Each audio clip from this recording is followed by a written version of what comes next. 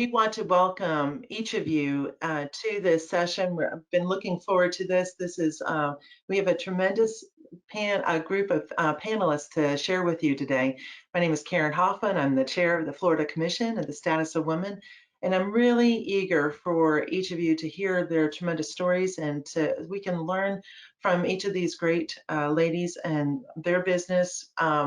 What they've gone through in this past year, but then the resiliency and just wisdom to share with us. So I'm very eager for each of you to meet them as I've had the opportunity to do so. With us on our panel is I want to introduce each of them. The first one is Jessica Clark. Can you raise your hand, Jessica, so we know who you are? There you go. Oh, great. Jessica Clark is the CEO and Chief Strategist, a creative strategist for Sky Creative Marketing. It's a woman certified owned creative company that's focusing on the branding and the public outreach services to mission-based clients. During her career, Jessica's work has included branding an opioid safety awareness campaign, developing and marketing a national abuse prevention education and in-school curriculum, and creating and marketing multiple outreach products and campaigns in Florida state departments, NGOs, associations, education organizations, and startups. She's internationally certified as a project management professional, a nationally acclaimed producer and creative strategist. Her work has garnered 2 Emmy Award nominations, a Gracie Award from the National Alliance of Women in Media, state and national advertising awards, various state and national awards for public outreach campaigns, creative design, and public relations. But her career also includes being part of the founding team that operates as a brand manager of Ology Brewing Company and Ology Distilling, a craft brewery and distillery in Tallahassee, Florida. With this niche industry knowledge, she is now called on as a marketing consultant for food and beverage clients around the country. She is currently studying to gain her level 2 credentials as certified wine professional, which only makes sense, you know. And in 2010, she graduated from FSU in public relations and from the College of Communication, where she spent time in the London Study Abroad program as a member of FSU Honors Program. But yeah, that's not the end of it. She's also really involved in the community as a teacher in many board positions in FSU College of Communication Information Leadership Board, Village Square, but also her church. She is a graduate of Youth Leadership Tallahassee. She speaks at local and state conferences about female leadership and entrepreneurship. She's an avid international traveler and food photographer and producer. Quite an achievement. Jessica, thank you for joining us today. Thank you, Karen. And I didn't know you're going to read that whole thing. So thank you so much. I appreciate it. Thank you for having me. Well, you know, it's interesting too, and it's with our other panelists. There's so much that is really critical to know about you and what you do. And so what part could you leave out? You know, it's important to see that. So thank you very much. We are also honored to have with us Laura Shannon. She's originally from Indianapolis. Yay Hoosiers. And she's the founder and owner of Ashton Events, House 820, and Bloom Shakalaka, all based in Lakeland, Florida. She received her bachelor's from Indiana Wesleyan University in public relations with a business minor. Her passion is storytelling and intentionality, which transpired into the creation of Ashton Events in 2010 after working in the corporate event industry world. Over the past 11 years, it's grown into the full service planning, design, and floral company known for creative storytelling for their clients through efficient and effective communication. After 6 years in the event industry, she witnessed a void in her city for a large-scale event venue. The Lakeland Community Redevelopment Agency presented her with a perfect opportunity to step into the 1924 warehouse and transform it into one of Central Florida's premier event venues. In the beginning of 2020, God bless you, she opened Bloom Shakalaka, a funky fresh flora company that offers both daily blooms and event floral services. She resides in Lakeland with her husband, Kevin, who's expecting a baby boy in June. Welcome to the panel, and just we love hearing this part of your story. I'm excited. No, we're excited to have you, and just to hear more and learn from you also. And certainly not least, but is our also fellow commissioner and just honored to serve together with you, Marucci, is Marucci Azarine. And she is just a tremendous, just a wealth of knowledge. Every time we're together, I learn so much from her. She is a native of Cuba. Marucci immigrated to the United States with her family in 1960 due to the effects of the Castro Revolution. She attended school in Plant City, Florida, and then graduated from Plant City Senior High as an honor student, where she was named Girl of the Year. No shock here. She is a magna cum laude from a graduate from University of Florida, where she holds her MBA in honors, as well as a Bachelor of Arts with highest honors.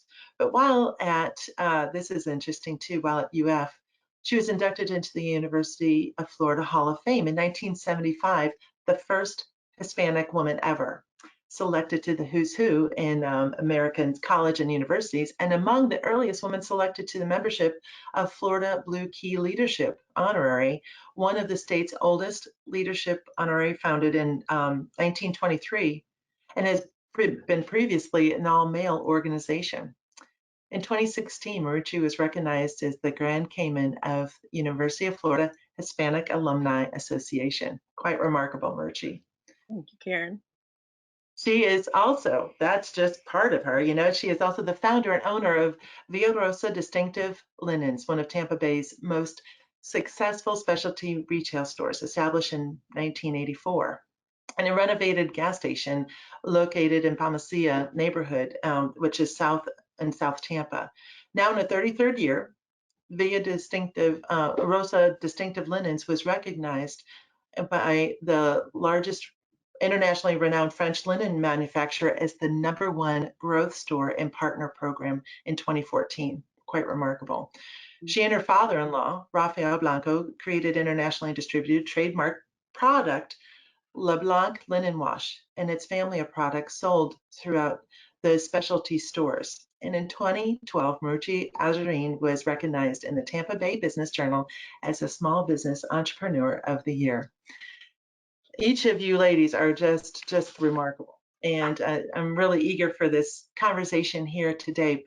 But it is important to really know your background and what you've done and who you are. But now we're going to get into the fun of this panel, and looking forward to it. So, Laura, what I'd love to do is start with you regarding the your story, and like, what was it that drew you into your industry? That's always an interesting aspect, because each of your industries are so remarkably different. What drew you into your industry? Absolutely. So I was chatting with the ladies before we started, and my dad actually was an entrepreneur in the real estate industry. And in college, I started out as a counseling major, assuming that I love people, I love helping them solve problems. And I took an internship in college and figured out that I like to help people solve problems quickly. I apparently don't have as much patience. And the event industry, I ended up planning an event for my dad's company after I got home from that internship. And someone said, you can do this as a living. And I was like, I don't understand. I didn't understand just the depth of the industry, what the potential was there. And so I switched my major pretty quickly after my freshman year of college, and had just fallen in love with the event industry. And it took me, I did several internships in different areas in the industry throughout college. And when I graduated, I took an event planning position with a corporate company, and I immediately started just doing a lot of the black and white details. And for me, as much as I enjoyed the event side of it, I just was lost and really felt like I was missing the creative component, the relational component that I had enjoyed in some of the internships. And so my boss at the time was very understanding and said, if you get your work done, you can, just get your work done, you can do whatever you want. And so I started Ashton Events while at that company, just to see what would happen if I started storytelling and doing a more private event. We did a lot of weddings. We did corporate clients that had just unique stories or unique celebrations that they wanted to have an unusual twist in the design and that sort of thing. So for me, there was a whole lot of the event industry that offered me the relational aspect that I really enjoy of getting to know people, networking. I'm truthfully an introvert, but I love like the one-on-one conversations and developing that. And there's so much to the event industry that is just knowing the right person to be able to connect, your client to the appropriate need. So I think for me, a lot of my story just goes back to that beginning event of people saying like, you can do this for a living. And I thought, I don't know how. And it's been really fun to watch that evolve and transform for me over the past 12 years. Phenomenal. It's interesting that what you're sharing too is that people were an encouragement to you. Absolutely. Yeah. Opening the doors, and that's remarkable. And that's an important takeaway for us, to be that encouragement to others, because you never know the words that you're saying. I'm like, oh, I didn't even know that's an option, or affirming the gifts in people from that standpoint. That is a real key takeaway from what you just shared. Marucci, with linens, I mean, how did that come about? I mean, you're thinking like you wake up and I want to get into linens. How does this, I want to have a store about this. How does that happen? There's a lot of history involved with that. There's a lot of family history involved with that. Our family emigrated, the Azorin family emigrated from Spain in 1917 to Cuba. They were brick manufacturers in Alicante, which is the part of Spain where our family is from. And when the fascists were starting to take over Spain right around World War I, my grandfather said, we've got to leave. So he left with his wife, my grandmother, my father, who at that time was 7 years old, and 2 other brothers, moved to Cuba and started making bricks by hand in Camagüey, Cuba. So they started all over again. And the business flourished through tremendously hard work. As we come along later into the era where my cousins and I were born, my maternal and paternal grandmothers brought the skills of hand embroidery and lace making with them from Spain and practiced it in Cuba. So therefore, I was brought up making lace, bobbin lace, which is made with little pieces of wood that you weave together, and hand embroidery. And therefore, the love of linens, embroidery, all things beautiful, things that embellish your home, your babies, your lifestyles, was born. And when I received my MBA, instead of going off to New York and becoming a United Nations bilingual translator, I said, I'm going to eventually own my own business, and went to work for a major corporation in Tampa, Florida. And as things evolved, the opportunity came that we were able to buy this old gas station on the corner of MacDill and Beta Bay. And everybody kept saying, are you guys insane? They used to ask my husband, are you crazy? And so we built it into a multi-store retail building, and had 5 tenants at the very beginning. Through the years, I took over more and more space.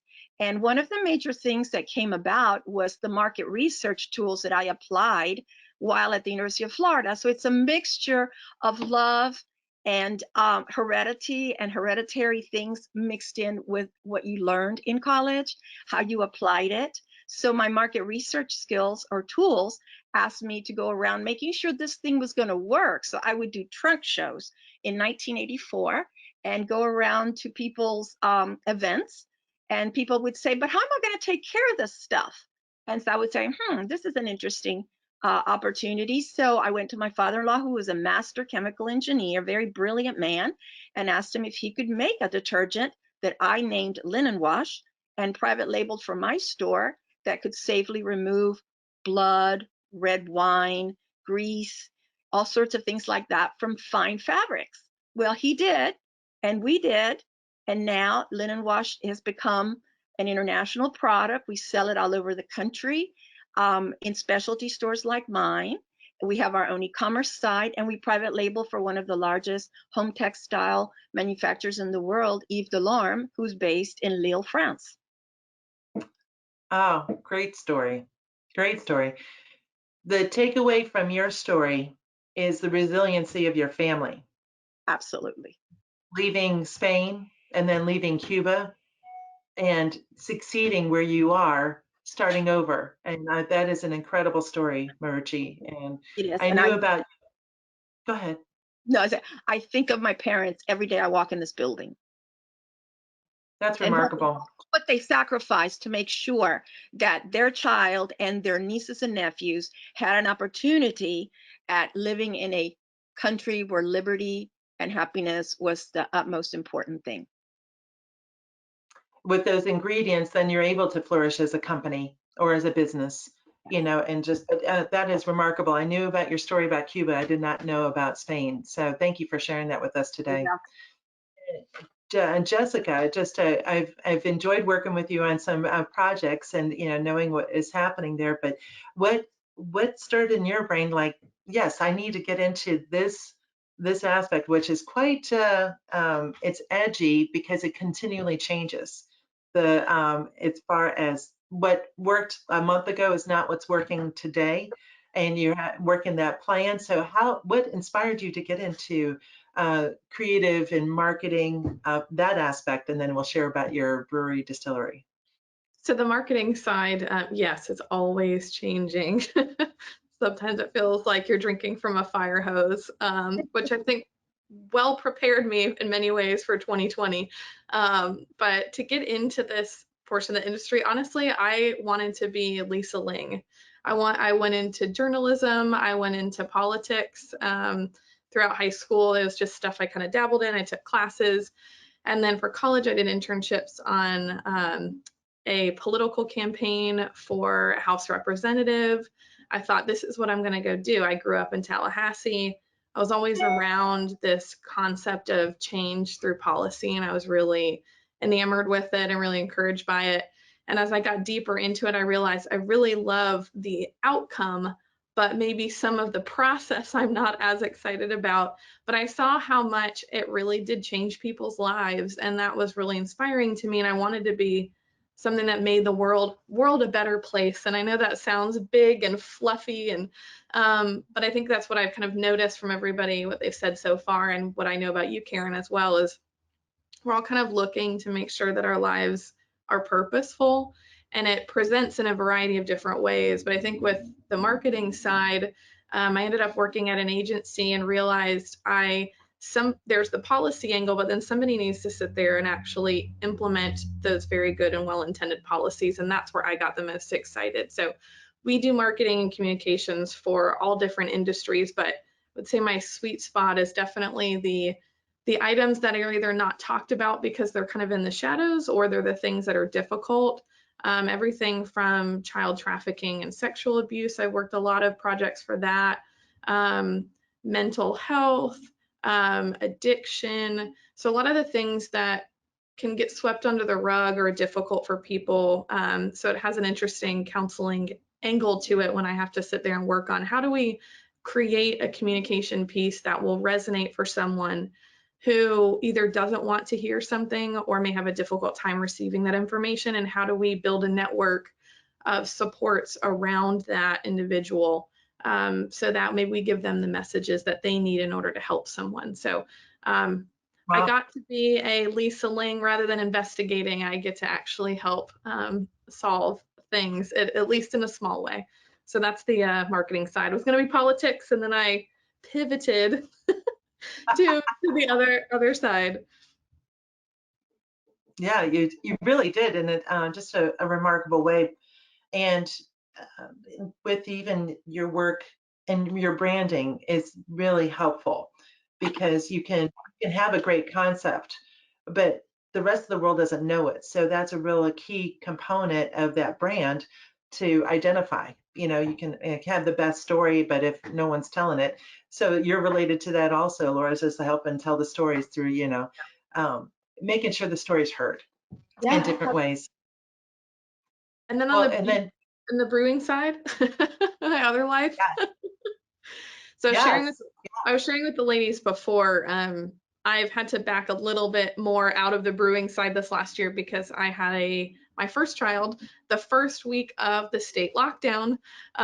So I have replaced some of my work with the brewery with a baby instead. But once we get him back into daycare and the vaccines and all that kind of side of things, then hopefully I can come back on board a little bit more. But the brewery was the thing I never saw coming. Unlike Laura and Marucci, I have, like, my family is not entrepreneurial. That's just not a thing. It is about, find the job, be stable, and kind of sit with something in a position for a long time. So, but then I married my husband, who's very much so, and he's always been the one, he's like, you can do this. So that's how I felt about Sky Creative Marketing. And then the brewing side came out of nowhere. A really good friend of ours had been really into brewing. He's got a kind of chemical and biological science background, and that's how he was approaching brewing, which was really different. A lot of people, many people in the industry enjoy drinking, and so they say, well, let's make it. Whereas he very much had a lineage, much like Marucci, all the way back to his grandfather was a scientist at FSU studying taste and smell, and so was his dad. And so he was approaching it really differently, and we'd all grown up together, and he was a nurse and was like, I'm really into this brewing thing. And he started winning awards at local things and started traveling for it, and people wanted his beer at events, and he's like, well, I'm making this at my home. And basically it turned into, we believe in you, we think you can do this. If you can do the product side, I've got a marketing talent, my husband's in finance. We had a few other friends who are in finance, somebody has a little bit more construction background, and we all kind of threw in to this awesomely crazy idea that we could build a brewery. And I think it's about 3 years now, although it was 5 years even planning before that. And now we've grown to brewing beer and shipping it across the country and internationally, to launching a distillery in February 2020. So much like Laura, we saw it coming, but not quite to this extent. Launched a distillery and a coffee portion of our company too. So we've got a lot of different verticals growing amidst a pandemic. But yeah, didn't see it coming, but I absolutely love it. So went from B2B to also having a retail service-based side. Amazing. Just really, truly amazing. Well, that brings us, like you touched on it, and and Laura too, starting your business in 2020. So obviously it hit everybody in the world, that goes without saying. But what were some of the immediate impact? What did you do to address it, from that standpoint, to survive? So there's a shock. I mean, I experienced it in my world where the rug was pulled out immediately, and the world that I come from, I was in student travel. No school, no travel, done. And like in one day, we're like, well, that was fun. What do we do now? But you're kind of, waiting from that standpoint. So from that standpoint, there's a point where you're in shock, and then you're okay, what's going to happen? There's a waiting period time, but then, okay, I need to do something. Now I need to fix it. I want you to share those experiences of what was specifically for you, and moving forward, and how did that positively impact your business that would never have happened prior in like January. You would never have done this in January 2020. But in April, you're now feeling what you need to do. I would love for you to share that story. The differences between those months. So Marucci, would you start? Would you be able to share with us? Of course. Well, let me preface it by saying that having been in business since 1984, 85, I've been through 9/11, recessions, the turn of the millennium. So been there, done that, but not to the extent of COVID-19. And so when you're a small business, one of the opportune things is that you can put the brakes on really quickly and turn. So because your commitments to things like personnel and purchasing and inventory are quite controlled and limited. It's not like you have national stores or national offices that you have to put the brakes on depending on what's going on in their region. When you're a small business, you can make turns quicker. And that was the most important thing in my mind.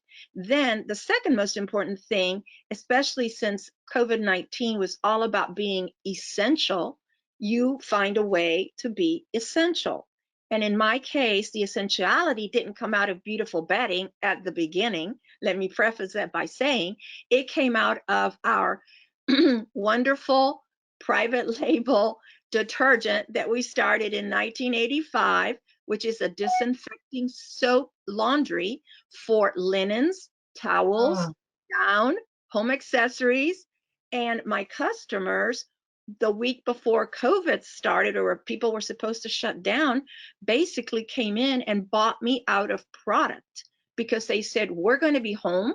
We're going to be laundering our pillows. We're going to be laundering our down comforters. We know your stuff works really well. We're going to be laundering, teaching our kids how to do their laundry. We want them not to mix the reds with the whites and have pink. We want to teach them how to do launder properly. And so things started selling off the shelf. The second week I had to restock. Unfortunately, our company is located in Tampa, Florida. So we kept it up. And even though we were supposed to be shut down because we had this essential product, I contacted the authorities and said, we have this detergent that people want. We're the only ones in the area that can provide it. Are we allowed to stay open even if we do parking lot pickups and phone orders? And the authorities said, yes, you can, as long as there are no more than 10 people in your store, you wear masks, and you start closing early. So we put up a big sign, our electronic sign outside our building. Linen Wash is here to help you keep your things going during the pandemic. Launder your things, that kind of promotional idea. And we are open. Here's our phone number. We will do parking lot pickups.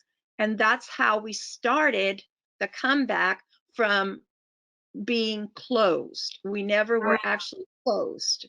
And then one of the interesting things is a producer from one of our local television stations saw us delivering the bags into somebody's car in our parking lot. And he called me and he said, why are you open? And I said, because we sell this essential detergent that we started 35 years ago. And no, you can't get it anywhere else locally. He goes, can we do a story on you? I said, as long as I can wear my mask. So basically that was kind of like the story of how we kept on going. And I have one of my loyal employees to thank for that. And all of my employees did their jobs, and we tried to keep their employment going. We did apply for the PPP, which was another thing that most small businesses did. We were thankful we were given the PPP. And from then on, you just, as they say, you just buckle down and keep on going and keep getting creative. And later on, I can share some of the other creative ways of engaging your customers to come back and support you in the middle of the pandemic. Fantastic. Great story. Very innovative, and I love it. It's like the opportunity too to share it with the news, media. It's like, oh, thank you for the advertising. Cannot thank you enough. Why, yes, I will say yes to that interview. It's like the woman mask. Exactly. Jessica, would you share? I mean, that's, you're in part of it is shut down with the media, but in other ways it opens up. That's their only outlet. But then you also have the distillery and the brewery. So share what was going on through your mind, and a lot. Yeah. So as I mentioned before, I was pregnant third trimester, and so my son came early, which happened to be the first week of lockdown. So there was this whole other element of safety in a hospital, where the hospital was kind of learning it as they go as well, of what was changing and what was allowed. And you couldn't have family in there, and wearing masks while you're very pregnant and laboring and all that kind of stuff. And so knowing that I had the pregnancy coming, I actually kind of transitioned Sky Creative to kind of move some of the projects after the first 3 months. So I would have, come back, May, June time period, and prepped employees, kept certain projects on at a certain level, had backed off of some of them. And so that one in a interesting way was almost slightly prepped for those first few months of difficulty. And honestly, that's a God thing. As much as people are like, how'd you do that with a baby? I was like, honestly, no one else was going anywhere. I had no FOMO issue with social media because I was at home too. But from a business side, it was difficult because a few days before I went into labor, I got a call from 3 different clients that they wanted to cancel. So the projects I thought we would have to be able to kind of sustain my employees and myself for that next quarter. They were all, as you said, Karen, they're all education and events related. And those were the ones that said, we're sorry, we just don't know what's happening and we have to cancel. So that was hard. Then going into labor early. And then, but again, I kind of mentioned that I was a little bit prepared for that in not a COVID related way. But also what I had done for the last 5-6 years, just understanding economics. I did some economics study in college. I worked to try to make the company a little bit more anti-fragile. So we have a collaborative business model, which means I have a lot less administrative overhead with staff as well as building and things like that. And so if I need to, I can scale back really fast and really quickly and not actually lose income or have to lay employees off as quickly. And then also we had worked for the last 3 years to really kind of beef up our money, if you will, knowing that there are recessions and they're cyclical and they'll come in different forms. So really tried to diversify my clientele, as well as I had actually kind of stockpiled some money in case of something like this, not knowing that would be COVID or for a year and a half. So on that side of the business, it was a little bit odd and different on the consulting side. And then the brewing side, oh my goodness, we kind of saw it coming a little bit back even in January but we didn't understand fully what this could be, but we knew we should be a little bit concerned about this. Something was different. And then deeply into February. And so we were actually looking into how do we prepare for something that we're not quite sure how the country is going to react. So that by the time March came around, we were closed down with everybody else around the state, but we were also the last industry to be allowed to open. So basically craft breweries kind of mixed in with nightclubs and stuff, even though we are nothing like that culture. We closed down pretty normal hours. We have people sitting outside, hanging out, distance, that type of thing. So, but unfortunately, we did get wrapped into that, and so because of it, we were closed most of 2020, forced closed. We didn't open until October. So between March and October, we didn't have a tap room open. So we pivoted as fast as we could to curbside pickup, which was allowed. We had a mix of items in kegs and cans, but with restaurants and things being closed around the country in various forms, distributors didn't want kegs anymore. So all of a sudden we had to go find and purchase cans, aluminum, like whatever we could get our hands on to turn that whole side of the business into a packaged good business, so that we could actually do not only curbside, but all of a sudden distro turned into all packaged goods. And then on the distilling side, we had actually talked about the hand sanitizer concept, not knowing if we thought that might be an issue. And thankfully we had thought about it in this January, February time period. We got our distilling license and everything went through. We made our announcement that we're opening a distillery in February, and then COVID hit, and actually the federal government sent out, I think it was sometime early March, sent out and said, if you have a distilling license, we want you to make hand sanitizer. Here's the agreed upon recipe. Here is how you need to do it. This is the standards you need to meet, and go make it, because the country they don't have enough. And so they called on all the distilleries. Well, we had just gotten our license approved. So we turned a company that was supposed to be making one thing at the distilling side. And we were able to take employees who were bartenders who weren't able to work and turned them into a fully, outdoor. We had QA. We turned them into bottling. I mean, it was crazy. It was cool. My husband, I was in L&D, and my husband, I look over and he's on his phone while I'm in labor, which I wanted to kill him, but I understood. He's sitting there trying to talk and work with everybody to turn what we thought we were going to be doing into hand sanitizer. And we were able to produce so much that we were actually able to work with the state to get it across the state. So not only were we able to help our local community, but we saw enough coming that we were prepared and could get our hands on the plastic bottling, the labels, the ingredients we needed all in time for when they said, go solve this problem, country. And we said, okay. So sorry, Karen, it was long, but two No. different sides, two different approaches, but we took a distillery that had never even done any spirit and turned it into hand sanitizer. So the first thing our company ever did was hand sanitizer and not liquor. No, it's a great story. It is a great story. Just, the wisdom on the business that has been around in preparing for this. And then to be innovative and be open to that for the other business and to, all right, let's do it. And so sometimes we can't get out of our own way. And it just seems like you have a history of like, all right, let's open these doors or make sure that the doors are available for us. And, preparing for it. I love that story that, from both of those entities. Laura, to you and your story, like too, launching at like the worst time. So what transpired? You're like, what was I thinking? Nobody could have ever predicted this, obviously. And then when we went in there, we were thinking, okay, it's going to be closed for 2 weeks, a shutdown of the country for 2 weeks. That's what it first was sold as. So for you, you're starting out as a new business. I'm sure you went through the same thing. You're watching the same news. Okay, 2 weeks. I could do 2 weeks, right? So Yeah. talk about the process for you as a brand new business owner or one of your enterprises.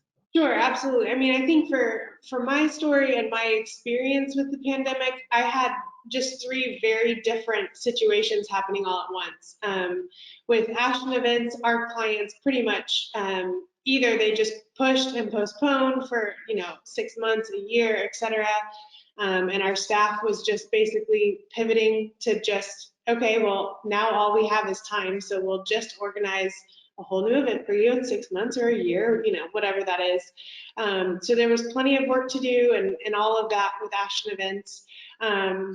But with Bloom, it was a little bit different because we had opened the grand opening of the food hall, which is where our retail side was in January, the end of January. And so we had just gotten through Valentine's Day thinking like, okay, we're starting to really check the boxes that we're hoping to check. You've got your business plan. We had started booking events, all of the things that we had hoped and, we're seeing success at. And then the pandemic hit and we lost all of the events that we had booked within 4 days. And so you're just sitting there thinking like, I thought that this is what I was supposed to be doing, and we thought that the community was ready for it, and all of those things were still true. It was just, there was an outlier that nobody had expected or could have been anticipated. And so for us with Bloom, we immediately, we have a studio that houses, it's basically a shared office space between the 3 companies, and Ashton Events and Bloom, they're sister companies, so they share the same flower cooler and studio. And so we pulled everything back to the studio so that we could be safe with our employees. We were able to stay open, but everything was delivery or pickup only. And obviously we changed our business plan to delivery, like no delivery charges within our city limits, all the things that we could possibly think, because then all of a sudden for us, we saw like our Easter and our Mother's Day orders were so much bigger than we had anticipated because people couldn't see their loved ones. And so there was just this really weird dynamic of like, we became the connector and trying to figure out how to help be like the one touch that somebody could safely give to their loved one, and encouragement for the day. And it was, for as exhausting and stressful and all of the things that 2020 was, it was such a privilege in those days where you walked up and we deliver the flowers, we've got gloves, we've got masks, ring the doorbell, we step back and the person just wants to stand and talk to you because it's been, a month since they've seen their family, and you get the privilege of being able to talk to them. And it's been really fun, I think, for our staff to see the joy that started last year in the midst of insanity really grow over the past 12 months for us to figure out how to love our community well, how we needed to pivot. And I think Overall, I mean, I think the blessing of the small business is that you're so used to pivoting. Like there is just not a day that you don't wake up and get a new hurdle that you've never seen before. And so having a pandemic was a different level. I mean, I don't want to go back. If I can have that option, I'd like to not. But I'm not surprised by the resilience of it. And I think for us with House 820, that was probably the most, it felt the most discouraging because we literally lost 80% of our business overnight because there's no way that you can host an event we're a large scale venue and that's what we're known for. And so everybody that was coming to us had large scale parties that they just couldn't host anymore.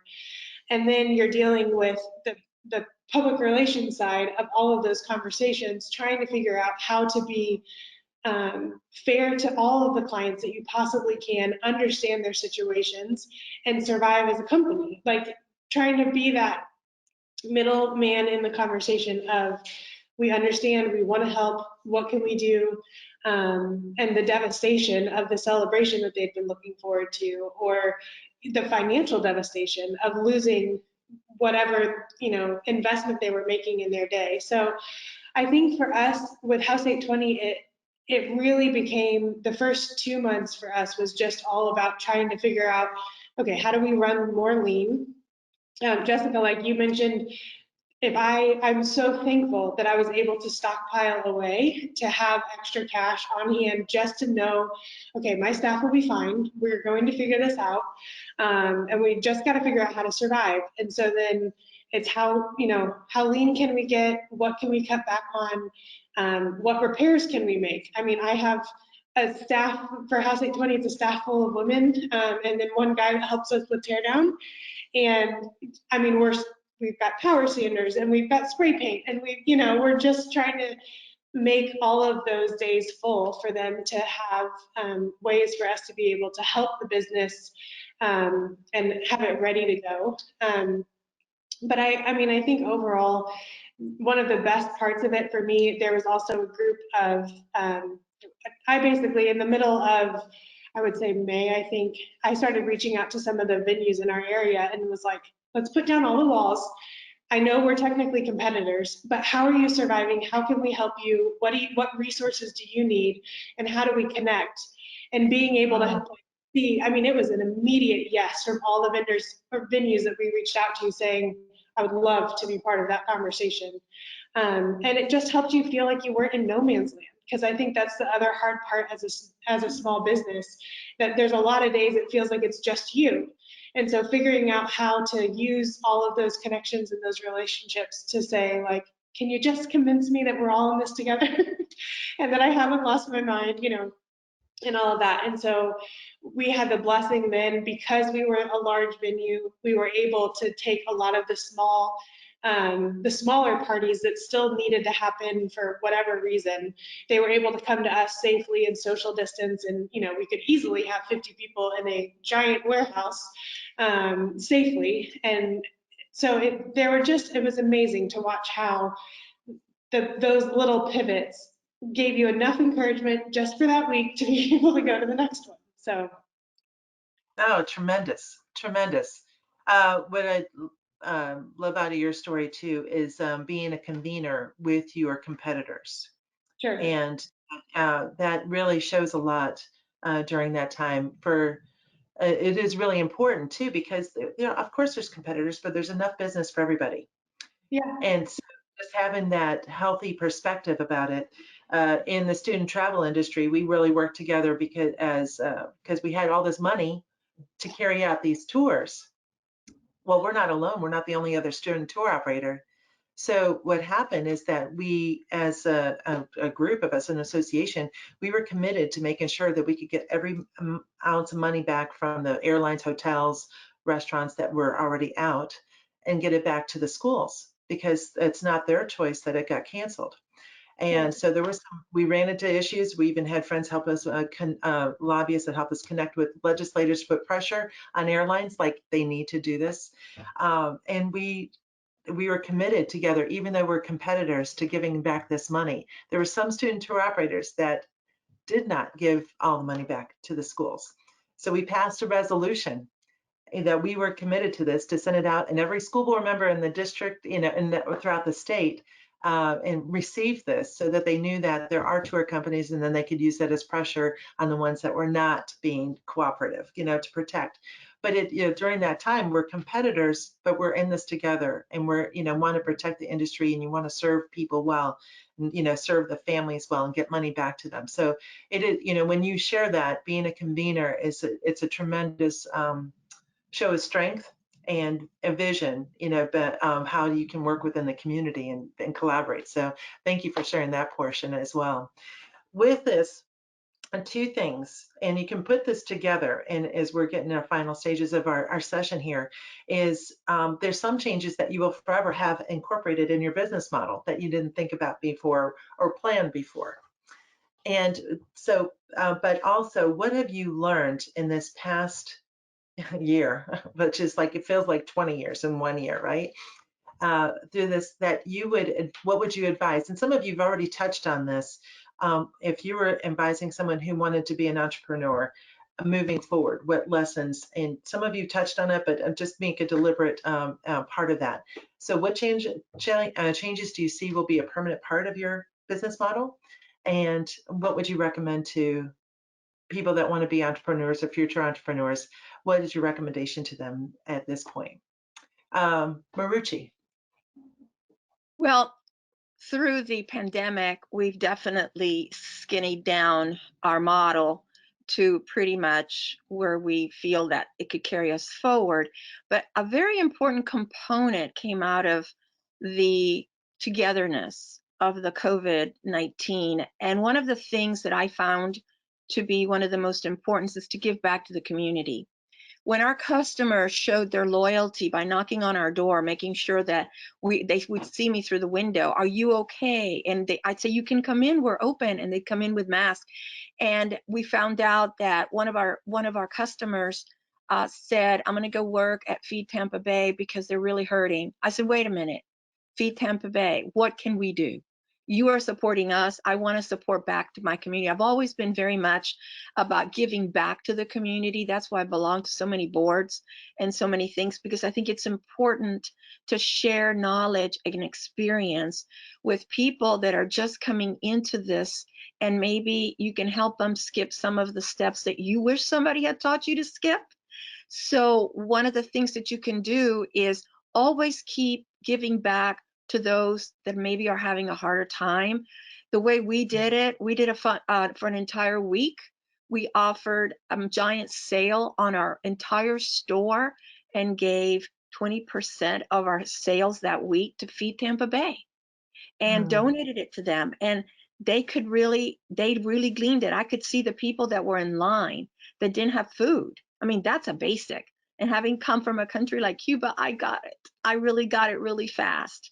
And so always consider, after you've been able to do the most that you can with your business model, always consider giving back to your community that has supported you for all of these years, customers, organizations. And I can't say that enough to especially our younger viewers. You think you're done because you've finished college and you need to give back, because someone made a sacrifice to make sure that you do or are doing what you're doing. So turn around and pay forward. It's those are two very powerful words, paying forward, and they're a large part of my vocabulary. I'm glad you said that, Marie, because we had the same thing. I had a lot of people checking on us in both sides of my world for different businesses. And then even saying like, hey, like, we don't know what we're going to be doing, or we don't know how we're going to be doing. Right now we have a job, and so we'll come buy this beer. Or I had people say, you know what, I'm not sure what's happening with our business, but I want to hire Sky because we think that we will need this video or this item in the future, and so we'll go ahead and want to hire you now, as we see this as a potential investment for us that we can now focus on because we don't have other things, but we know it will help you. And I totally support that, Marucci. And not in our community is our local community from a physical geographic side, and then there's the so many other people that weren't even close to us that said, you know, can we buy your beer here? If so, how can we help? Where can we go to a bottle store that has your beer at it? You know, what can we do to help? Can we donate? Can we? So yes, all in this together really did matter, and it mattered in a you know, kind of large way, but it mattered to each of us individually. And that's what we've tried to do at Ology too, is as fast as we could, we built a outdoor area because we knew we had a lot of people still concerned about coming indoors. So we put money where we were supposed to be somewhere else and actually built a whole huge deck area outside. And now we're able to have multiple events out there for fundraisers for the local nonprofits that weren't able to do their fundraising in 2020. So we've already been kind of booking them in as best we can and giving them what we can, whether it be, you know, a free beer or some sort of payback or something like that. It's definitely a use what you've got and consider what other people's needs are, because that's what really, I think, got many of us through. It's one thing to have the creativity of the pivot, but if the buyer isn't there for the service or the product at the end of the day, then the pivot was creative, but it fell on deaf ears in that way. So definitely the giving back and being connected for sure. Excellent, Yeah, I excellent. absolutely echo that. I think on my end, you know, I look at the togetherness side. I was telling the ladies before we got started, I don't necessarily, again, I don't really want to go back to the pandemic, but there was so much to that season that it made me slow down for the first time in so long, that I'm taking a harder look at the boundaries for our staff, you know, the work-life balance, figuring out, you know, what angles of being able to be off and, you know, have a little bit more of a breath in your work week to be able to enjoy the time. It just made you be able to fine tune that in a different way, that when you're going full force with a small business, you're typically not slowing down. So I think it was kind of a forced pause, but also so helpful in so many ways. And I think the togetherness side for our staff, you know, for me to watch girls that are in different companies pitching in with their skill sets to help the other company out, because I mean, we're a very small office, but there was so much of, you know, I've got this creative idea, I've got a way to pitch in here. And then for me as the owner to be able to look at all of those skill sets and see a completely different side of somebody that I would have never seen had it not been for being in the trenches together. And so learning how to appreciate those, I think for me, that's probably one of my biggest takeaways that will forever stay, is being able to truly appreciate different qualities in my employees and figure out ways to foster them. And bring that out in them to support them. And then I think just like the connectedness that everybody is saying, for me as a business owner, there was so much of needing to figure out resources quickly, needing to figure out, you know, who to talk to, what bridge to cross, etc.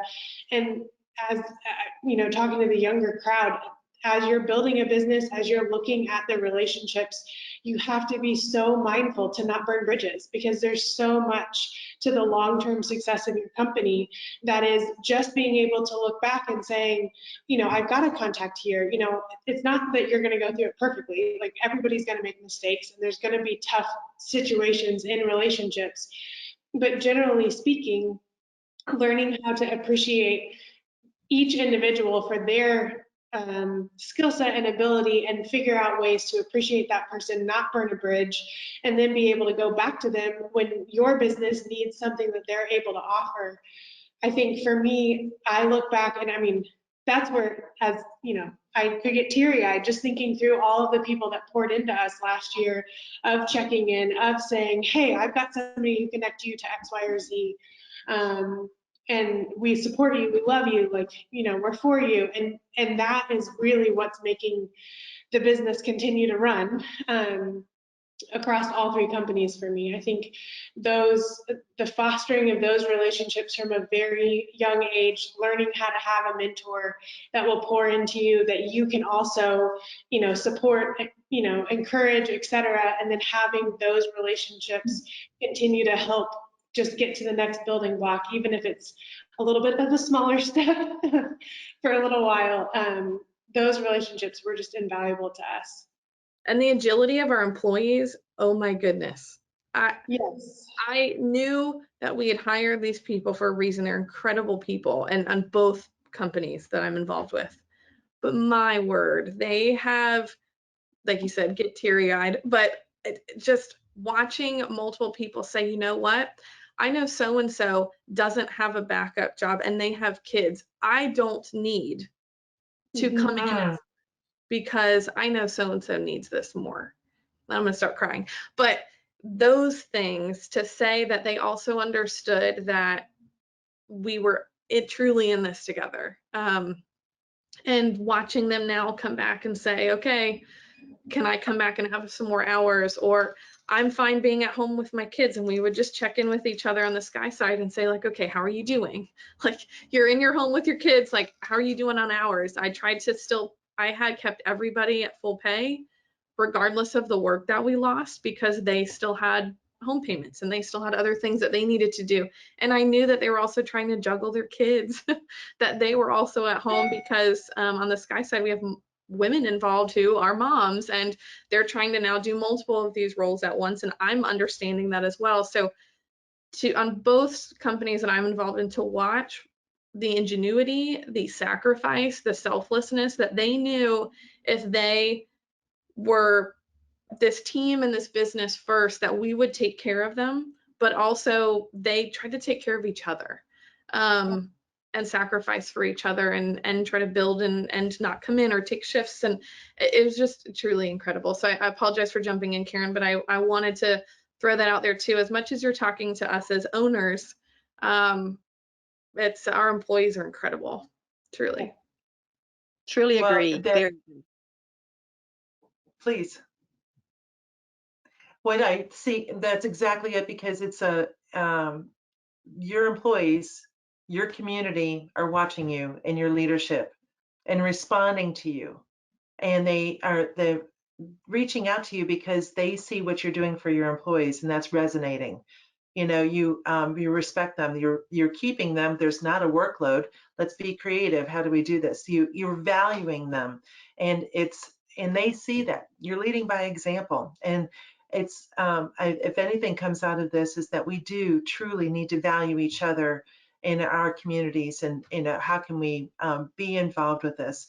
It is what you mentioned, Laura, is like, causes you to take a pause. It forces us to take a pause. But each of you are remarkable because it's reflective of what your employees have demonstrated as well. And they can do that because they have the fullest confidence knowing who they work for and with. So, and being in business, you can be shrewd, and you may have lost everything because you're not valuing those that have been entrusted to you. And thank you for sharing that component, because that is about every bit as important. It's not just being successful in business, but successful in valuing your employees. They are a key part of the business. They are the reason why the business exists or continues. We each know that too. You could have someone come in there and they could have that one experience. What causes them to come back is what they see with you as a company, right? Yeah. That the one time that, what you've done is you've proven an opportunity why to come back, and they love what they see.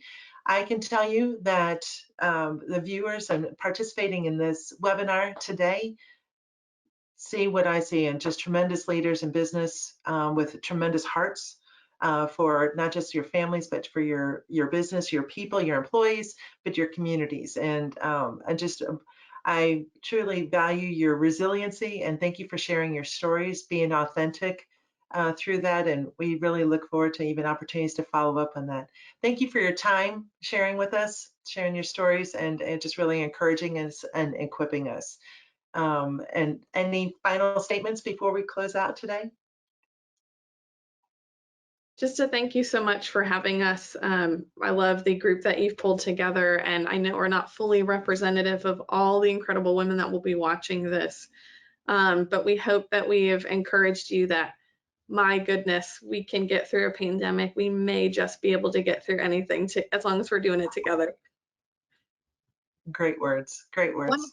One of the most important things is looking back at all of the things when you've been in business for a while, looking back at all the things that you prioritize, and you do prioritize the relationships that you have with, as you said earlier, with your employees, with your customers. I have customers that come in. How are you doing? Are you still here? Those are the things that we don't forget. And those are the things that I hope some of our viewers realize. Give back to your community, because you never know who's going to walk through the door that will make your day, truly, truly make your day, and perhaps maybe the rest of your life. So keep paying forward.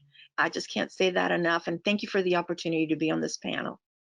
So thank you, Really. Tallahassee. From all of us, thank you to Mitel.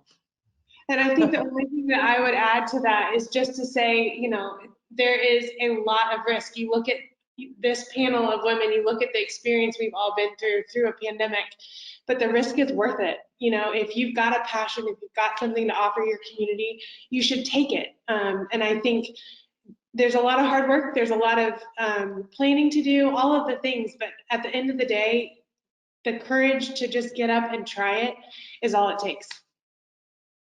Fantastic. Well, you've given us the encouragement to do that. And like I said, I appreciate the challenge that came in earlier in the session. It's like you're sharing how other people have encouraged you so that we can be an encouragement to others. So, well, thank you, each and every one of you, Laura, Marucci, Jessica. You all have been an incredible blessing to us. And we'll look forward to reaching out to you again. Thank you for being a part of the LEAD Summit this year. You all take care. Thank you. Thank you. Bye-bye.